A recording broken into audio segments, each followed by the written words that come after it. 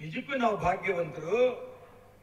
ನಾಳೆ 22ನೇ ತಾರೀಕು, ಜನವರಿ 22ನೇ ತಾರೀಕು ಇಡೀ ವಿಶ್ವವೇ ಸಂತೋಷ ಪಡೋ ರೀತಿಯಲ್ಲಿ ಅಯೋಧ್ಯೆಯ ರಾಮ ಮಂದಿರ ಅಧಿಕೃತವಾಗಿ ಉದ್ಘಾಟನೆ ಆಗ್ತಾ ಇದೆಯಲ್ಲ,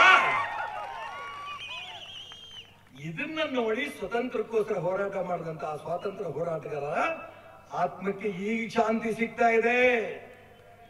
75 ವರ್ಷ ಬೇಕಾಯ್ತು.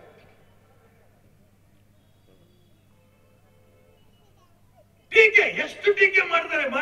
ಅರೆ, ಹಿಂದುತ್ವ ಬಗ್ಗೆ ಮಾತಾಡಿದ್ರೆ ಕೋಮುವಾದಿ.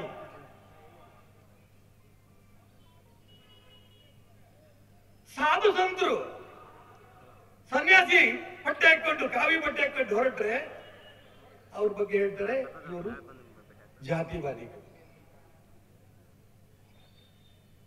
ಯಾರು ಏನ್ ಬೇಕಾದ್ರೆ ಹೇಳಿರಿ, ಈ ಸಾಧು ಸಂತರಿಗೆ ಇಡೀ ಸಮಾಜ ಬಂದು ಕಾಲಿ ಬೀಳೋ ತನಕನೂ ಕೂಡ ನಮ್ಮ ಹೋರಾಟ ಮುಂದುವರೆದೇ ಬರುತ್ತೆ. ಇದ್ರಲ್ಲಿ ಯಾವ ಅನುಮಾನನೂ ಇಲ್ಲ. ನಮ್ಮ ಹೆಣ್ಣು ಮಕ್ಕಳ car garage network great, claim cover great, price wait वाह, प्राइस भी ग्रेट.